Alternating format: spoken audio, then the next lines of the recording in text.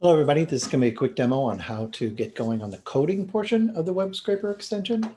So after you've cloned your repo inside your source folder, you'll find a package for each of the extensions, including web scraper. If you open that up, we've got the JSoup utils. That's what we're going to use that library to download the HTML from the web. And we have the weather report class that you're going to have to complete. Now, you can see I have a little bit of a clue on what we're going to do here, and then we have the URL. Let's just go ahead and run this. You can see we start an aux processor, ask for the zip code, and then we create an instance of this weather report. So let's go ahead and run this. Now, I'm going to type in 63130, the code for WashU, and you can see it immediately throws an exception. No problem. We'll just click on where that happened. It's right back up here in the constructor. Pass in the zip code. We can see we have this this URL beginning, and if I print out this URL to start, take out the exception, it'll throw an exception a second later. We try to find out this information. But you can see there's the URL which we're going to ship off to the web for hopefully for it to come back with something useful. So if I put that into my browser's sort of URL line right here, that's going to redirect on the National Weather Service. That's not going to impact us at all, but it's going to give us the page that we want. And so if I come back here, I now have the page that's going to be what I want. And now I'm going to use this JSoup utils that connect and get, which we provided for you. It's going to give us back a document.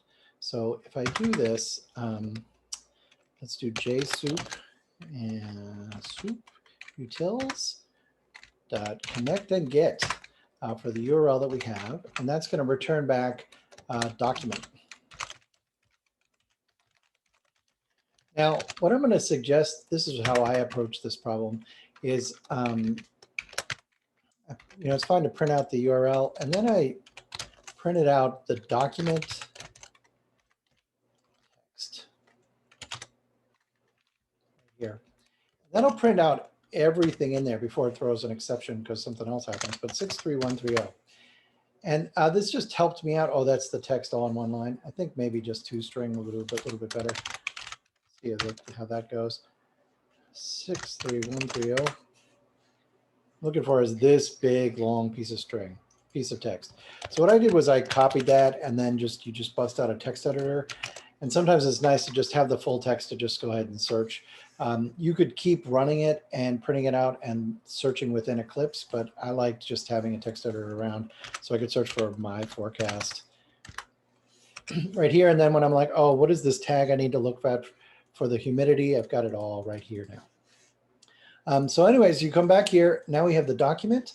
And you're going to have to build zip code. That one you can just hang on to, right? But we're going to find the current forecast. What's the temperature in Fahrenheit and Celsius? What's the humidity? That one's going to be a little bit different. And then they'll all print out down there. Really quickly, just to give you a little hint, I think that the documentation on our documentation for this assignment says a couple times, but like just to say one last time, boy, is select for some string very useful that I cannot suggest enough. Looking into the documentation for this method is very helpful. With that, good luck on this extension.